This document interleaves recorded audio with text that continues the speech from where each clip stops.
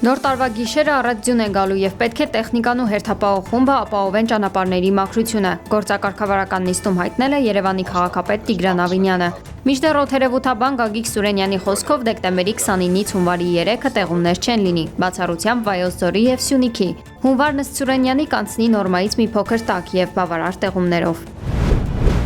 Հունվարին հանրապետությունում օդի միջին ամսական ջերմաստիճանը կբարձրանա կլիմայական նորմայից 1-ից 2 աստիճանով, տեղումների քանակը կմնա նորմայի սահմաններում։ Մամուլի ասուլիսում հայտնել է հիդրոօդերևութաբանության եւ մոնիթորինգի կենտրոնի տնօրենի տեղակալ Գագիկ Սուրենյանը։ Դեկտեմբերի 29-ից մինչև հունվարի 3-ը սպասվում է առանց տեղումների եղանակ, բացառությամբ Վայոց ձորի եւ Սյունիքի մարզերի, իսկ հունվարի 3-ից ողջ երկրում հաստատվելու է առանց տեղումների եղանակ։ Հունվարի առաջին տասնօրյակը կլինի մի փոքր սառը, ջերմաստիճանը նորմայից ցածր կլինի 1-ից 2 աստիճանով, բայց հունվարի 2-րդ եւ 3-րդ տասնօրյակին օդի ջերմաստիճանը կլիմական նորմայից բարձր կլինի 1-ից 2 աստիճանով։ Տպաբանական միջին արժեքով ստացվում է,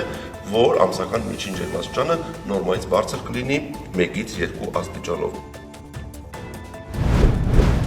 Հայաստանում հասարակության հոգևոր եւ հասարակական միասնությունը կարող են առաջնորդել ազատազրկված Միքայել Սրբազանը, ամենայն հայոց կաթողիկոսը, կես տարուց ավելի կալանավորված ազգային բարերար Սամվել Կարապետյանը։ Այսպես են կարծում Գելափի հարցման մասնակցած քաղաքացիները։ Նրանց ճնշող մեծամասնությունը 73.4%-ը անհրաժեշտ է համարում հանրային համերաշխություն ձևավորել եկեղեցու օգնությամբ։ Եկեղեցին վստահության ամենաբարձր ցուցանիշն ունի 55.8%-ը, ինչը զգալի գերազանցում է պետական իշխանությունների եւ քաղաքական դաշտի նկատմամբ վստահության ցուցանիշին։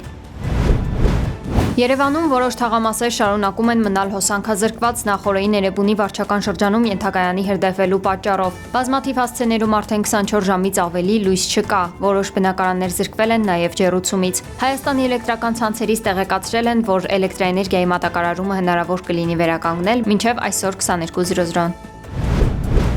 Փակեն Արագածոտնի մարզում Ամբերտ բարձր լեռնային օդերևութաբանական կայանից Ամբերտ ամրոց եւ Քարիլիշ տանող ավտոճանապարհները, հայտնել են ներքին գործերի նախարարությունից։ Կցորդիչով բեռնատարների համար փակեն Ջերմուկի Խաչմերուկից մինչև Զանգեր կոչվող հատվածը, Նորավան Լծեն Տաթև, Շինուհայր Տաթև Կապան, Վանաձոր Սպիտակ, Վանաձոր Դիլիջան ավտոճանապարհները, Վարդենյանց Լեռնանցքը, Սպիտակի եւ Դիլիջանի ոլորանները։ Վարդենյանց Լեռնանցքում տեղում է ձյուն, Մեղրուսար կոչվող հատվածում բուք է։ Վրաստանի ներքին գործերի նախարարությունից հայտնել են, որ Ստեփանցմինդալարս ավտոճանապարհը շարունակում է փակ մնալ բեռնատարների համար։ Ձյան պատճառով հանրապետությունում վերջին մեկ օրում գրանցվել է 274 ավտոպատահար, մասնակից մեքենաների թիվը 520, դրանցից 10-ի անվադողերն են եղել ոչ զմերային։ Պարեկները հանրապետությունում մեկ օրում ստուգել են 1655 տրանսպորտային միջոցի անվադողեր, 180-ի նկատմամբ կազմվել են վարչական իրավախախտման արձանագրություններ։ Ներքին գործերի նախարարությունը վարորդներին հորդորում է պահպանել երթևեկության կանոնները եւ տրանսպորտային միջոցները վարել բացառապես զմերային անվադողերով։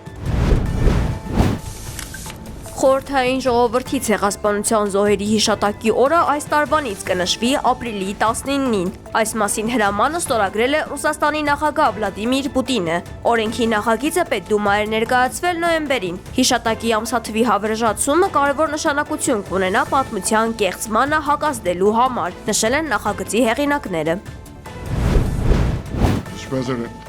Այսօր Ֆլորիդայում կհանդիպեն ԱՄՆ նախագահ Դոնալդ Թրամփն ու Իսրայելի վարչապետ Բենյամին Նեթանյահուն։ Նախորդին Իսրայելի վարչապետը հայտարարել էր, որ կարող է Թրամփին խնդրել հավանություն տալ Գազայի հատվածում ևս մեկ ռազմական գործողության անցկացմանը։ Նեթանյահուն կարող է հասնել լրացուցիչ ռազմական գործողության համաձայնության մինչև հրադադարի ռեժիմի հետագա առաջխաղացմանն անցնելը։ Միջազգային լրատվամիջոցների փոխանցմամբ Իսրայելի վարչապետի մոտեցումը ենթադրում է նաև պայմանավորվածություն ձեռք բերել Իրանի եւ Լիբանանի նկատմամբ անվտանգության երաշխիքների վերաբերյալ։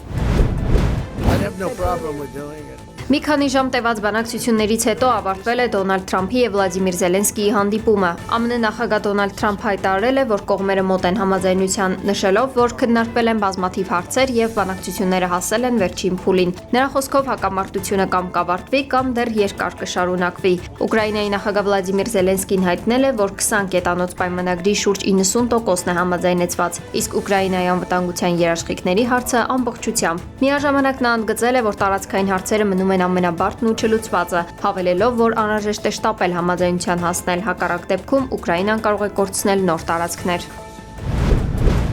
We then moved on Եվրահանձնաժողովի ղեկավար Ուրսուլա ֆոն դեր Լեյենը ողջունել է Ֆլորիդայում կայացած Դոնալդ Թրամփի եւ Վլադիմիր Զելենսկու հանդիպումը։ Եվրոպան պատրաստ է շարունակել համագործակցությունը ԱՄՆ-ի եւ Ուկրաինայի հետ հակամարտության կարգավորման հարցում։ Good morning everyone. Let me just Ֆինլանդիայի նախագահ Ալեքսանդր Ստուպն էլ անդրադարձել է Թրամփի եւ Զելենսկու հետ եվրոպացի առաջնորդների զրույցին։ Մենք քննարկել ենք պատերազմը դադարեցնելու կոնկրետ քայլեր։ Բոլորս աշխատում ենք արդար եւ հարատև խաղաղության հասնելու համար, շեշտել է Ստուպը։ Ռուսաստանի նախագահի օգնական Յուրի Ուշակովը հայտարարել է, որ Ռուսաստանի Դաշնության նախագահ Վլադիմիր Պուտինն ու ԱՄՆ նախագահ Թրամփը հեռախոսազրույց են ունեցել, որի ընթացքում քննարկել են Ռուսաստան-Ուկրաինա հակամարտությունը եւ կարգավորման ուղիները։ Թրամփը նշել է, որ պատերազմի վերջնական դադարեցման համար Կիևից պահանջվում է պատասխանատու քաղաքական որոշում, որը վերաբերում է Դոնբասին։ Օշակովն ընդգծել է, որ քննարկման ընթացքում Պուտինը համաձայնել է շարունակել աշխատանքը երկու աշխատանքային խմբերով, որոնցից մեկը զբաղվելու անվտանգային խնդիրներով, իսկ մյուսը տնտեսական հարցերով։ Երկու երկրների ղեկավարները պայմանավորվել են բանակցել նաև Թրամփի եւ Զելենսկու հանդիպումից հետո։ Մեքսիկայի Օախակա շրջանում գնացքը ռելսերից դուրս է ընկել, ինչի պատճառով զոհվել է ավելի քան 13 մարդ, գրեթե 100-ը վիրավորվել։ Մեքսիկական ծոցի եւ Խաղաղ օվկիանոսի միջև ընթացող գնացքում եղել է 241 ուղևոր եւ անձնակազմի 9 անդամ։ Գնացքը ռելսերից դուրս է եկել Միզանդա քաղաքի մոտ գտնվող շրջադարձի ժամանակ։ Նորվեգացի գրոսմայստեր Մագնուս Կարլսենը 6-րդ անգամ դարձել է արագ շախմատի աշխարհի չեմպիոն Քաթարի մայրաքաղաք Դոհայում կայացած առաջնությունում։ 35-ամյա շախմատիստը վաստակել է 10.5 միավոր մրցաշարային աղյուսակում 1 միավորով առաջ անցնելով իր ռուս մրցակից Վլադիսլավ Արտեմիևից։